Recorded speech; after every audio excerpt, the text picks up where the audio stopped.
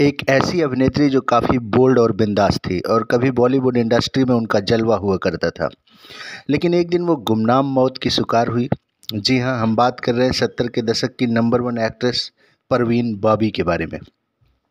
लेकिन इससे पहले अगर आप इस चैनल पर नए आए हैं तो इसको सब्सक्राइब करें। वीडियो अच्छा लगे तो लाइक, शेयर और कमेंट करें। आइए जानते हैं परवीन बाबी की लाइफ से जुड़ी कुछ अनसुनी बातें। दोस्तों, परवीन बाबी का जन्म 4 अप्रैल 1949 को गुजरात के जूनागढ़ में हुआ था। जूनागढ़ के नामचीन परिवार में जन्मी परवीन अपने माता पिता की इकलौती संतान थी। परवीन का जन्म उनके माता पिता की शादी के 14 साल बाद हुआ था। उनके पिता वली मोहम्मद खान बाबी जूनागढ़ के नवाब के यहाँ एडमिनिस्ट्रेटर थे और उनकी मां का नाम जमाल वख्ते बाबी था। परवीन ने 1959 में अपने पिता को खो दिया, तब वो महज 10 साल की थी। परवीन ने अहमदाबाद के सेंट जेवियर्स कॉलेज से इंग्लिश लिटरेचर में बीए किया था। परवीन शुरू से ही मॉडलिंग में कैरियर बनाना चाहती थी। इसकी तलाश में ही वो मुंबई आई। साल 1973 में परवीन बाबी ने फिल्म चरित्र से बॉलीवुड इंडस्ट्री में कदम रखा था। इससे पहले वो मॉडलिंग करती थी। उन्होंने फिल्मों में संस्कारी लड़की की परिभाषा को तोड़ते हुए ऐसे किरदार निभाए जो स्टीरियोटाइप्स को तोड़ते थे, जैसे सिगरेट के कस लगाना, लड़कों के साथ शराब पीना और छोटे कपड़ों में पार्टी का हिस्सा बनना। परवीन खुद भी इसी तरह के कल्चर को फॉलो करती थी। उन्हें फिल्मों में किरदार बेशक छोटे मिलते थे, ये रोल उन्हें चर्चा में बनाए रखने के लिए काफ़ी हुआ करते थे। कई उतार चढ़ाव के बावजूद उनका कैरियर 18 साल तक चला।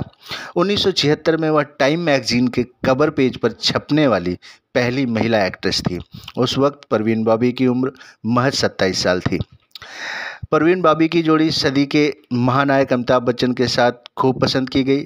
परवीन बाबी और अमिताभ बच्चन ने दीवार, शान, कालिया और अमर अकबर एंथनी जैसी ब्लॉकबस्टर फिल्मों में यादगार किरदार निभाए। परवीन के पास हिट फिल्मों की कोई कमी नहीं थी। उन्होंने अपने वक्त के हर बड़े एक्टर के साथ काम किया। प्रोड्यूसर्स उन्हें अपनी फिल्म में कास्ट करने के लिए लाइन लगाते थे। लोग उनकी एक झलक पाने को बेताब थे।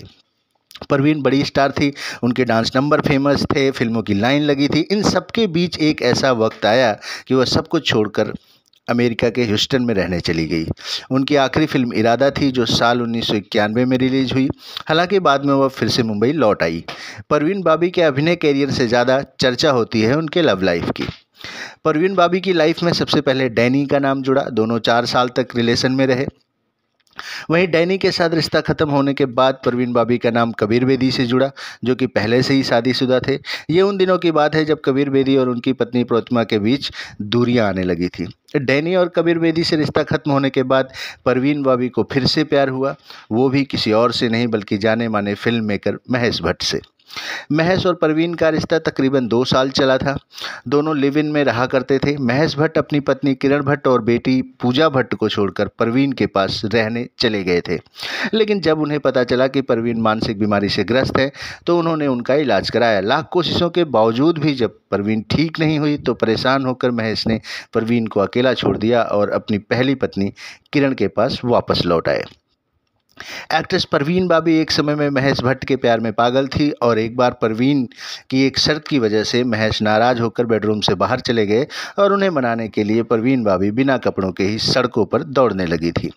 बताया जाता है कि जब महेश भट्ट बेडरूम से निकलकर सीढ़ियों से जा रहे थे तब वो परवीन बाबी को कहना चाहते थे कि तुम इस तरह बिना कपड़ों के बाहर नहीं आ सकती हो, लेकिन वो आगे बढ़ गए और वो महेश को मनाने के लिए सड़कों पर बिना कपड़ों के दौड़ती रही।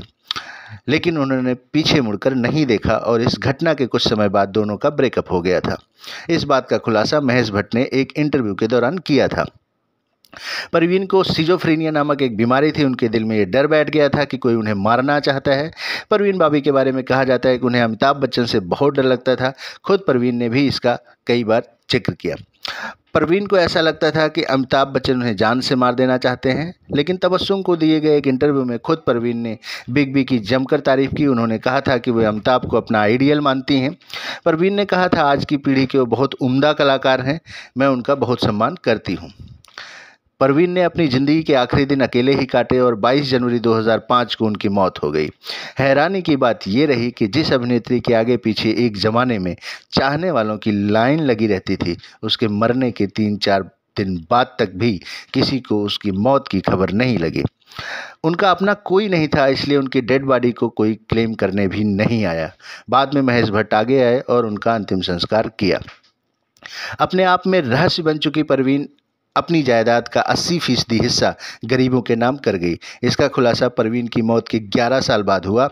11 साल तक परवीन बाबी की वसीयत की जांच चलती रही। 14 अक्टूबर 2016 को इस बात की पुष्टि हो गई कि ये वसीयत सही है और परवीन ने ही अपनी दौलत गरीबों के नाम कर दी थी। ऐसी जानकारियों के लिए बने रहें हमारे साथ। आप सभी को आभार और धन्यवाद।